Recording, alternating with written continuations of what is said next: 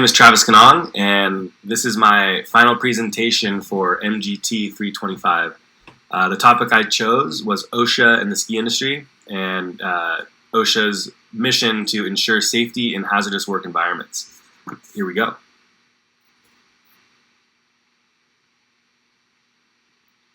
So, what is OSHA? OSHA is the Occupational Safety and Health Administration, and their mission statement reads as follows. Congress created OSHA to assure safe and healthful conditions for workers by setting and enforcing standards and providing training, outreach, education, and compliance assistance. Under the OSHA law, employers are responsible for providing a safe and healthful workplace for their workers. The Occupational Health and Safety Act was signed into law by President Nixon in 1970, and since then, with the support of employers, workers, safety and health professionals, and unions and advocates, OSHA and its state partners have improved workplace safety dramatically, with worker-related fatalities decreasing by 63%. This paper will take a deeper look into OSHA and the ski industry, since the ski industry is one of the most hazardous work environments based on incidents in the U.S. The ski industry inherently provides a very dynamic and hazardous work environment for its employees who must battle storms, cold exposure, avalanche terrain, high altitude, intense sun, heavy machinery, complicated ski lift systems, rivers, lakes, thin ice, and other skiers daily, among other countless hazards. From researching this topic, it is evident that OSHA and state regulators are focusing on the ski industry more than other industries for health and safety violations in the workplace. Ski resorts are considered a high-hazard business due to the annual incidents and injury reports. Employees working in the ski industry are considered at a higher risk for injury or death than employees working in other industries. For this reason, OSHA inspections and inspectors are looking for regulation violations with the intent to improve employee safety.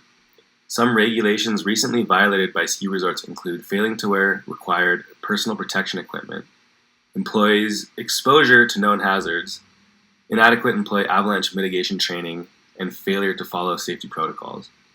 The increased scrutiny, inspections, and penalties brought on from OSHA investigations are intended to bring high-risk businesses like the ski resorts in line with federal safety regulations to reduce the risk of injury to resort employees. All states in the United States have options to either participate in the federal OSHA program for workers' safety or implement a separate state program that addresses workplace safety, or run a hybrid program that combines the two called a hybrid federal-state plan. Ski areas need to identify whether their resorts fall under the jurisdictions of OSHA, a state plan, or a hybrid federal-state plan. With large companies like Alterra and Vail Resorts owning and operating different ski areas in many different states, knowledge of the different OSHA or state regulations is critical. An acute example of this is Heavenly Ski Resort in South Lake Tahoe, California, and Nevada. It straddles two borders. Since the ski area lands in two different states, jurisdiction requirements for Heavenly might differ. And so the ski resort operators have to take a really close look at which protocols apply to which sections of their ski area. OSHA and state plans often have nuanced differences in how they're interpreted and applicable. This can and does result in interpretations by the state plan that is much stricter than OSHA plans. When ski resorts are developing a safety policy, it is important to analyze and determine which legal authority and standards apply to all the employer's locations and how interpretations of applicable standards might differ. From researching this topic, it is evident that OSHA and state regulators are focusing on the ski industry more than other industries for health and safety violations in the workplace. Since ski resorts are considered a high-hazard business due to the annual accident and injury reports, employees must be diligent to avoid common violations found in the ski resorts. Examples of recent inspection failures are failure to wear required personal protection equipment, known employee exposure to hazards, inadequate employee avalanche mitigation training, as in like one ski patroller did a ski patrol route, whereas they need to have two patrollers and always on every ski patrol route, and failure to follow safety protocols. All right, now let's take a look at some case studies of recent OSHA violations at ski areas. One recent OSHA ruling involved the death of Scott Kay, the ski patrol director at Wolf Creek Ski Area in Colorado. An OSHA investigation after the tragic incident found that the ski area violated 3 safety protocols, including not requiring at least 2 individuals in every avalanche blasting crew, not requiring ski patrollers to wear helmets in environments and situations where there was a risk for head injuries, and, unrelated to the avalanche death, not installing handrails near the summit house. Wolf Creek was fined $17,000 for these violations, with the goal from OSHA to improve safety protocols in the future to avoid incidences like this.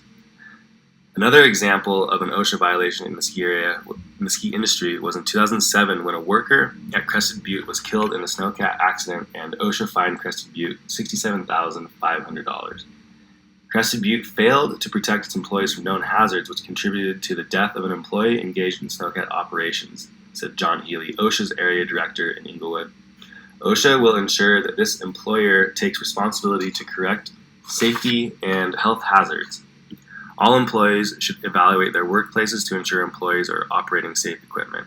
Again, that was a quote from the area director for OSHA in Colorado. The snowcat death was the result of an alleged willful violation, which is the intentional disregard of or plain indifference to the requirements of the OSHA Act and regulations. So in this specific incident, the work-related death, safety switches in the door and armrest designed to automatically activate the braking system had been intentionally bypassed by the maintenance crews. Looking beyond employee fatalities in the ski industry also has the 3rd highest injury rate of any business in the U.S.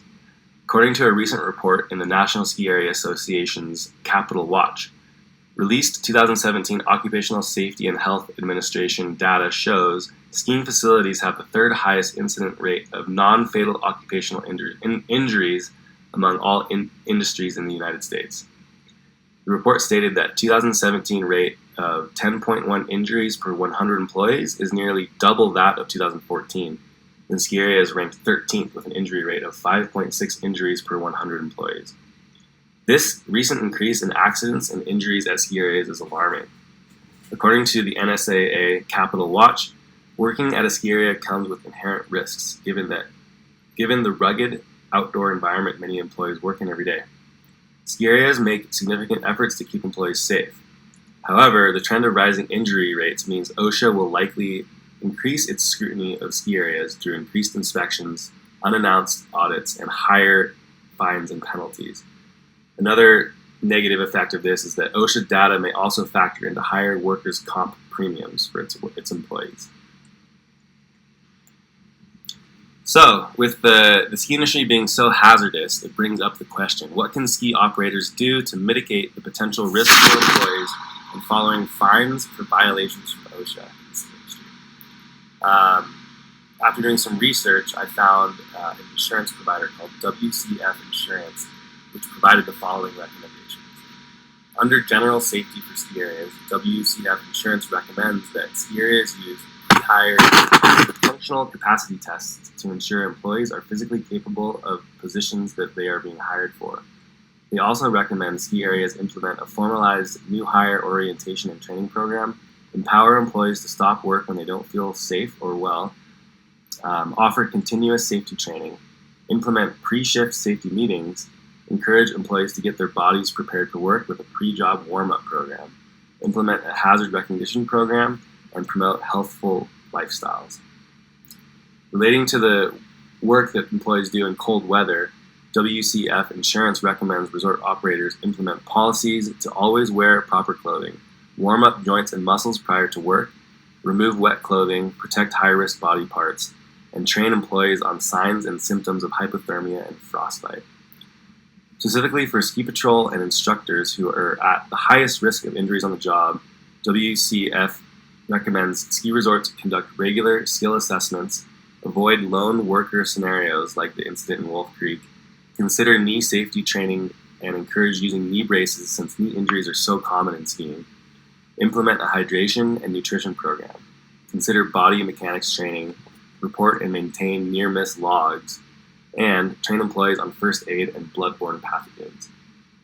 Specific to lift operators who are often younger and less experienced and tasked Tasked with assisting skiers on and off lifts while maintaining the grounds around the area, the insurance provider recommends ski areas implement safe zones to avoid employees getting struck by lift chairs, provide more frequent assessments of less senior employees, use the buddy system to help each other avoid being struck by chairlifts, implement a no-touch or low-touch policy, ensure proper footwear to reduce slips and falls, and formalize a standard operating procedure.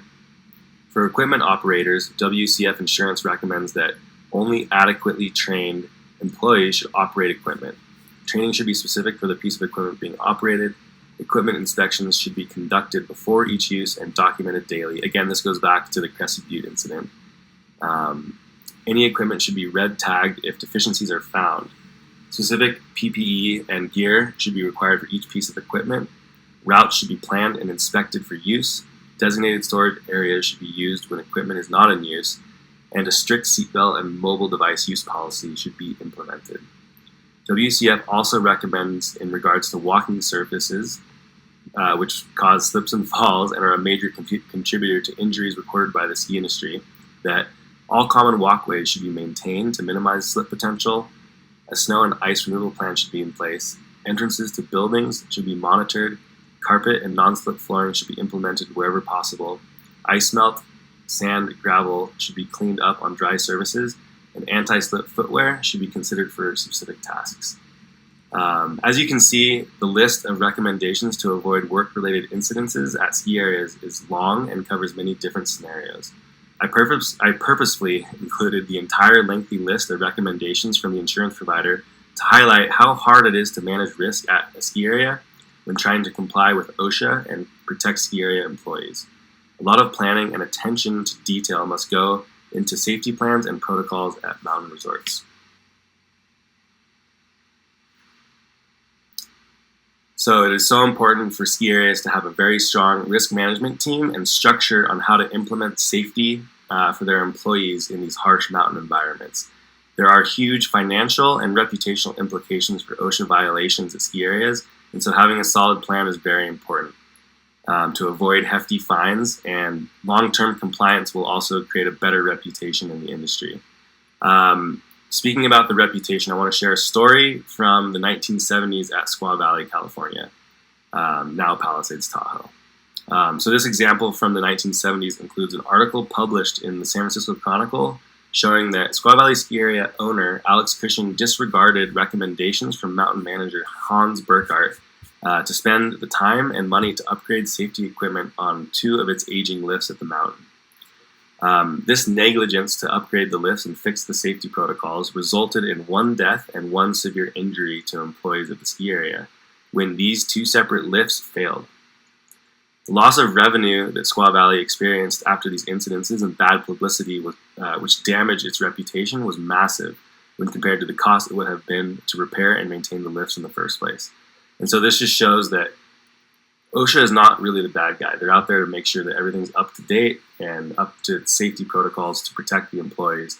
And if that's happening, that'll also protect the reputation, because at the end of the day, for a business, the reputation is everything. In conclusion, government organizations like OSHA exist to protect the well-being and health of employees and to hold businesses accountable to safety in the workplace. Special attention needs to be paid to safety of employees in the hazardous mountain environment where ski areas operate, and it's a very difficult situation for mountain operators to handle. Thank you so much for listening, and I hope you learned something. Here are all the sources that I used for this presentation. Again, thank you so much.